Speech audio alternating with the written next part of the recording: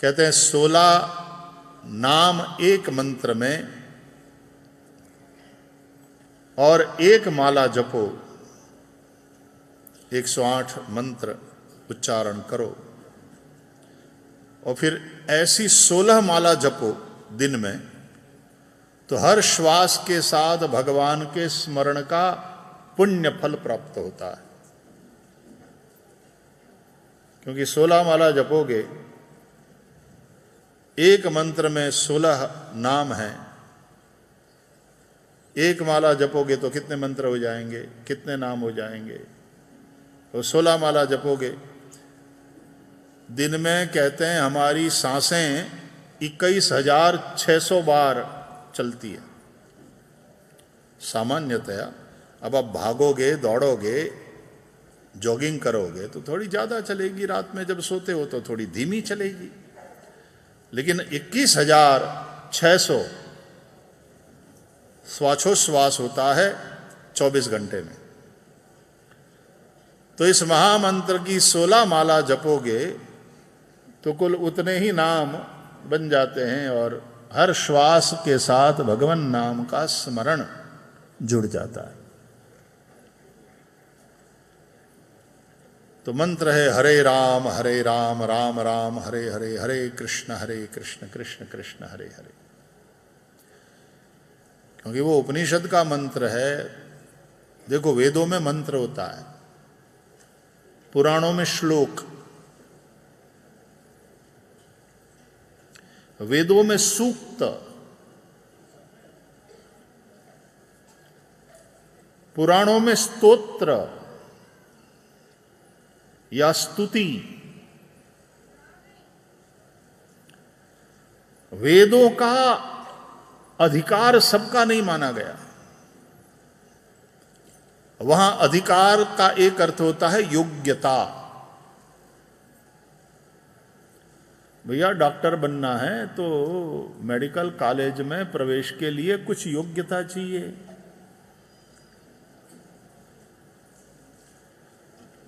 वो योग्यता वाला टेस्ट करना पड़ता है, परीक्षाएं देनी पड़ती है, फिर नीट। क्या दशा बना रखी हमने अपने एजुकेशन सिस्टम की भी। पैसा पैसा पैसा, इसमें भी पैसा बनाने वाले लोग घुस गए, फिर पेपर लीक होता है। लेकिन एलिजिबिलिटी टेस्ट तो होता है ना। आपको ये सीखने की योग्यता प्रूव करना पड़ता है पहले।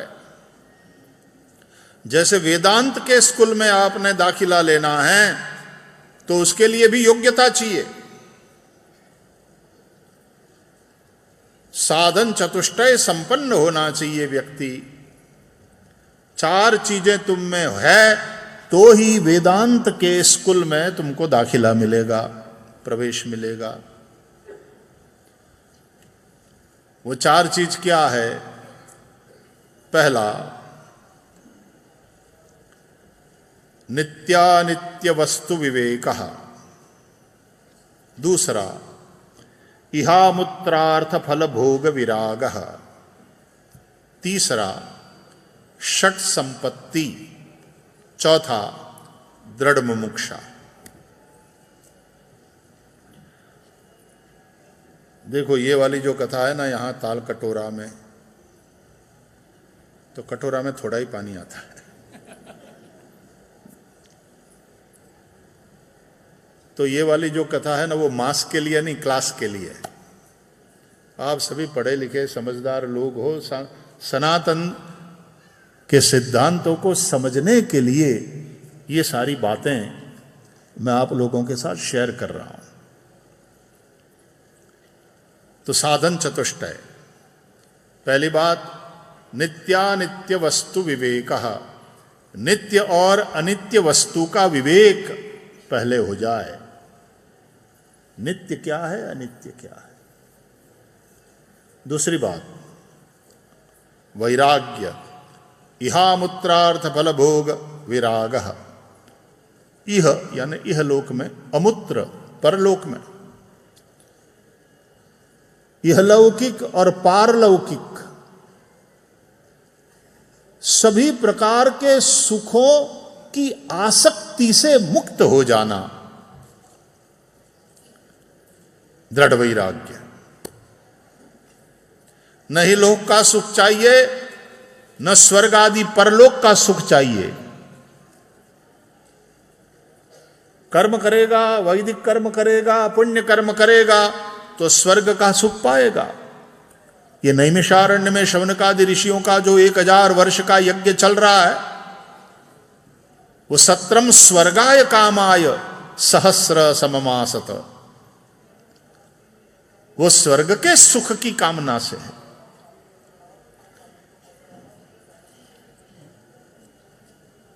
मीमांसक भी सुख के पीछे है,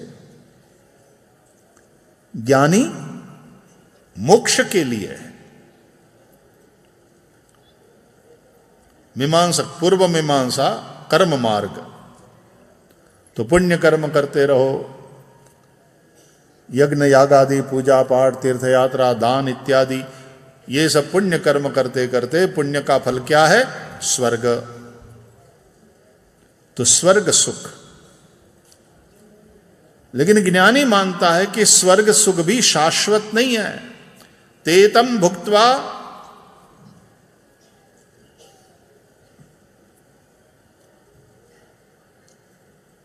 वहां स्वर्ग में अपने पुण्य का फल भोगने के बाद क्षणे पुण्ये मर्त्य लोकम विशंति, जैसे ही पुण्य क्षय हो जाता है तो फिर से मृत्यु लोक में आना पड़ता है, फिर से जन्म होता है।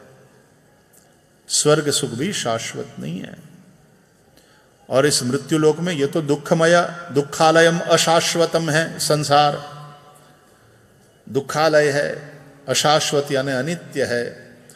लेकिन यहां कोई आपको सुखी दिखे ना, संपत्ति से, संतति से, शरीर से, सन्मति से वो सुखी दिखे तो समझना चाहिए ये वहां से आया है, यानी स्वर्ग से आया है। वहां उसके पुण्य क्षीण हो गए और थोड़े बहुत बचे थे, इसलिए पृथ्वी पर पुनः पैदा हुआ, वो भी मनुष्य के रूप में। और देखो इसका सद्भाग्य, उसके भाग्य को देख करके हम ईर्ष्या करते हैं कि भगवान के चारों हाथ इसके ऊपर हैं। इसका तात्पर्य यह है कि वो वहां से आए हैं, स्वर्ग से आए हैं।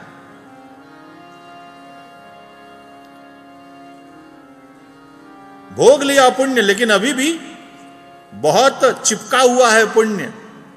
जैसे तेल के पात्र को खाली कर देते हो फिर भी तेल चिपका हुआ रहता है उस पात्र में, उसी प्रकार पुण्य का भोग कर लिया उसने स्वर्ग में, लेकिन अब पुण्य क्षय के बाद वो आया है पृथ्वी पर, मनुष्य लोक में आया है, मनुष्य शरीर उसको मिला है और सुखी है।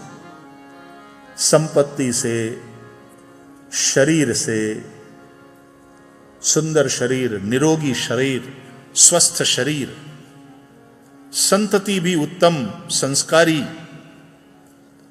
और सन्मति धर्म के पथ पर है, तो फिर से यज्ञ याग आदि वगैरह करता रहता है, तीर्थ यात्रा है, दान पुण्य है, वो सब करता रहता है। लेकिन आया है इस संसार में, पैदा हुआ है, मतलब मोक्ष तो नहीं हुआ। तो कभी कभी एक जमाना था कि फॉरेन रिटर्न ये कहलाते थे। एक बार विदेश जा करके थोड़ा समय वहां रह करके फिर वापस आए हो देश में, तो कहते हैं ये तो फॉरेन रिटर्न है। तो उसी तरह कई लोग हेवन रिटर्न होते हैं।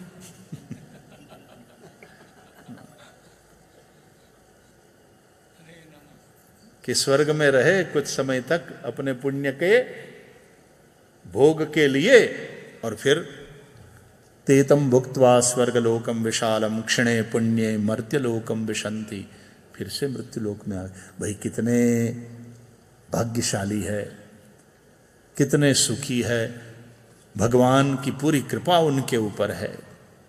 संपत्ति भी है, संतति भी है, स्वास्थ्य भी है, और सन्मति भी है, धर्म के पथ पर चल रहे हैं। यह स्वस्तिक है हमारे जीवन का, जिसके चार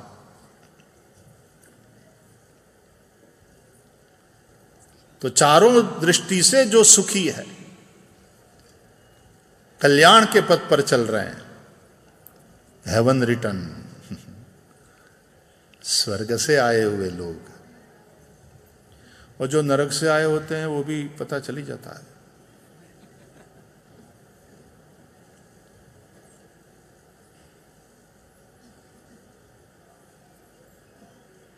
कहते हैं अति जिनके पाप हो तो उन्हें नरक में जाना पड़ता है।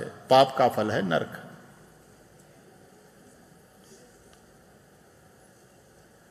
दुख भोगना पड़ता है, मोक्ष तो होता नहीं। जैसे जेल में सजा काट लेने के बाद उसको छोड़ दिया जाता है, निकाल दिया जाता है जेल से, तो फिर से वो अपने आप को सेटल करने की कोशिश करता है। परिवार है तो परिवार में, नहीं तो समाज में।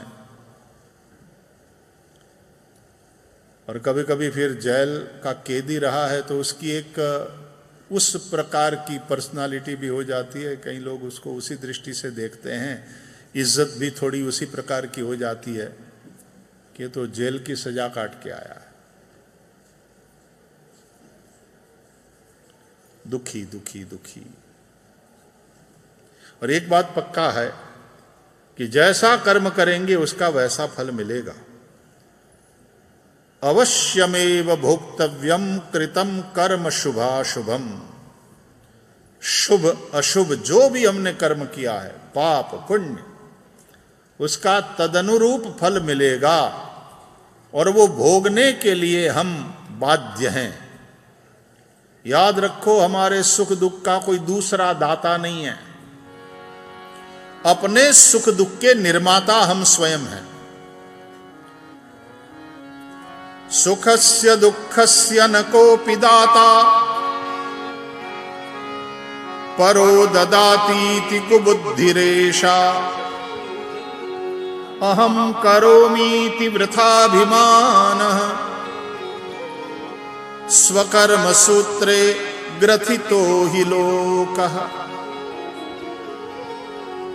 काउन को सुख दुख कर दाता। काउन को सुख दुख। रामायण में तुलसीदास जी ने लिखा, निज कृत कर्म भोग सब भ्राता।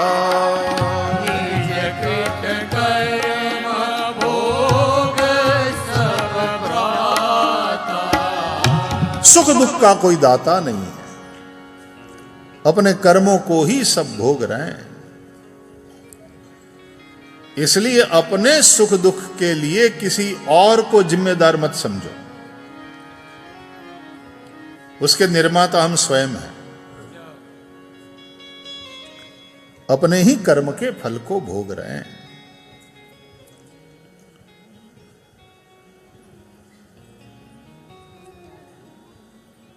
जैसी करनी वैसी भरनी, ऐसा हम बोलते हैं। कर्म फल दिए बगैर शांत नहीं होता। तो पाप कर्म किया तो उसका दंड भी मिलेगा, पुण्य करते रहेंगे तो उसका पुरस्कार भी मिलेगा। सुख पुरस्कार है, वो इहलोक का भी सुख हो सकता है, परलोक का भी हो सकता है। इसलिए पुण्य कर्म करते रहते हैं जो कर्मवादी है। और यदि पाप किया, अपराध किया, तो अपराध का तो दंड जिस तरह से यहां की सरकार ही दे देती है,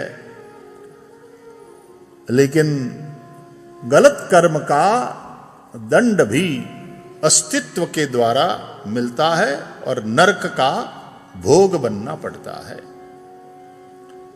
पूज्य डोंगरे जी महाराज कहते थे कि नास्तिक लोग पहले हंसते हंसते पाप करते हैं, फिर रोते रोते उसका फल भुगतना पड़ता है। भुगतना तो पड़ता ही है, कोई नहीं छूटता। भगवान राम के पिता दशरथ, अनजाने में श्रवण की हत्या हो गई थी ना, और श्रवण के अंधे माता पिता ने शाप दे दिया, तो क्योंकि वो भगवान राम के पिता है इसलिए उसको भोगना नहीं पड़ा, ऐसी थोड़ी ना बात है। शाप दिया था। जिस तरह से हम अपने पुत्र के वियोग में तड़प तड़प कर मर रहे हैं, प्राण हमारे निकलेंगे, राजा तुम्हें भी पुत्र के वियोग में मरना पड़ेगा, तुम भी इसी तरह से तड़पोगे। हालांकि उस समय शाप सुनकर के दशरथ राजी हुए थे मन ही मन, क्योंकि तब दशरथ जी के कोई संतान नहीं थी। तो सोचा इनका शाप यदि सत्य होता है तो इसका मतलब मुझे संतान होंगी, संतान होंगी तो मैं संतान के वियोग में तड़प तड़प कर मरूंगा ना, मुझे पुत्र होगा तो पुत्र के वियोग में तड़प कर मरूंगा। देखो जिनके ऊपर भगवान की कृपा होती है ना, उनको कोई शाप भी दे दे तो शाप भी उसके लिए वरदान बन जाता है।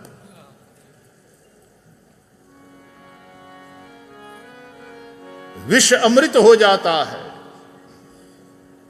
शत्रु भी इनडायरेक्टली मित्र वाला काम कर देता है, वो पहुंचाना चाहता है तुमको नुकसान, लेकिन उसी के द्वारा फायदा हो जाता है यदि भगवान की कृपा हो।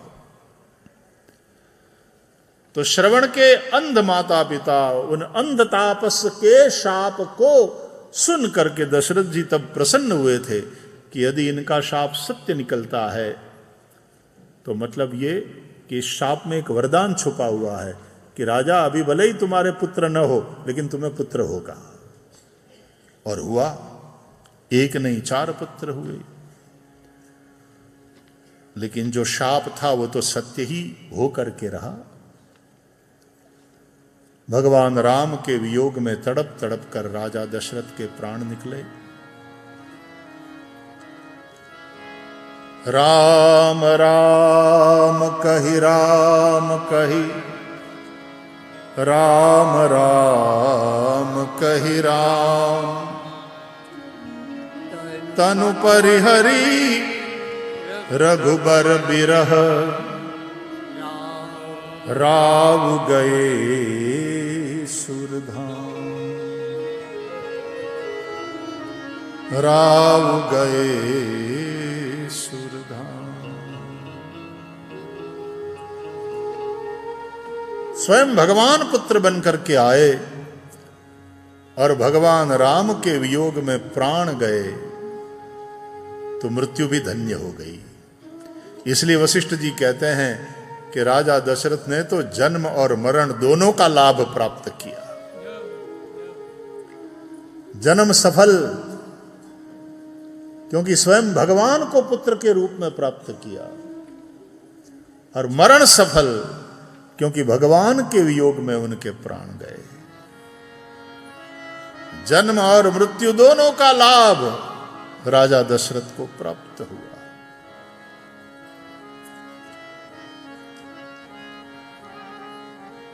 लेकिन कर्म पथ, कर्म मार्ग के लोग सुख की आसक्ति को लेकर के चलते हैं, सुख की कामना होती है उनके मन में।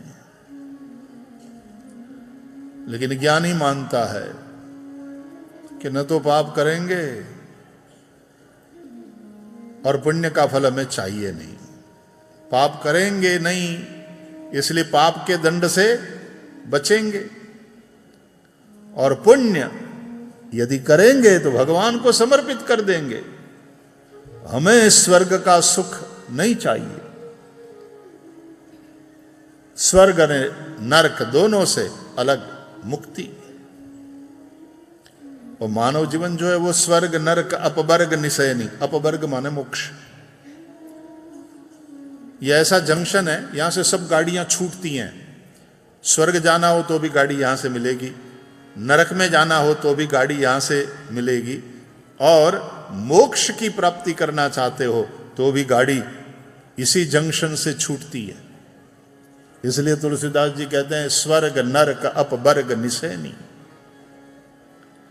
न पुण्यम न पापम न सौख्यम न दुःखम न मंत्रो न तीर्थम न वेदा न यज्ञ अहम भोजनम नैव भोज्यम न भोक्ता चिदानंद रूपः शिवोऽहं शिवोऽहम् चिदानंद रूपः शिवोऽहं शिवोऽहम् चिदानंद रूपः शिवोऽहं शिवोऽहम् चिदानंद रूपः शिवोऽहम्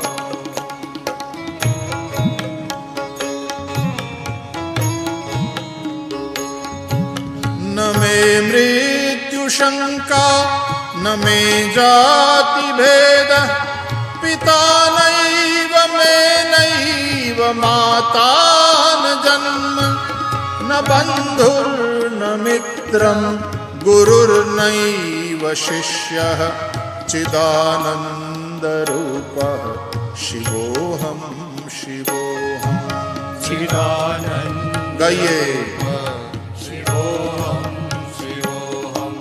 चिदानंद रूपः शिवोऽहं शिवोऽहम् चिदानंद रूपः शिवोऽहं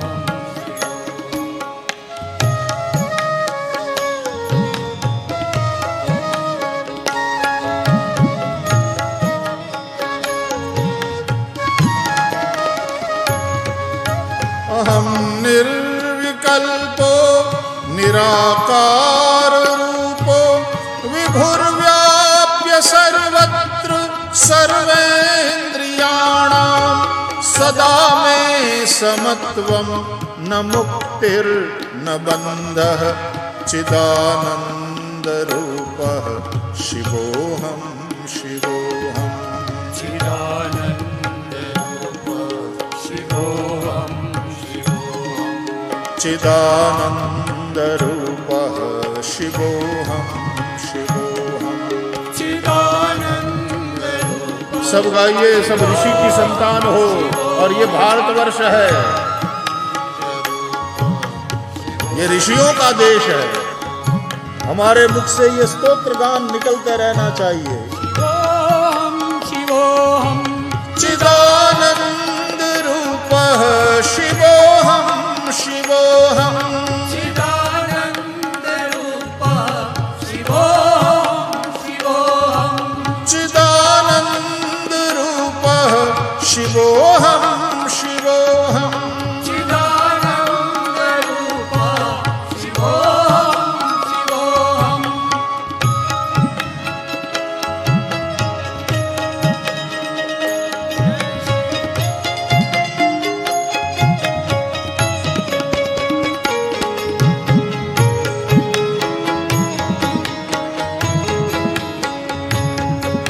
न मे द्वेष रागौ न मे लोभ मोहो मदो नैव मे नैव मात्सर्य भाव न धर्मो न चार्थो न कामो न मोक्षः चिदानंद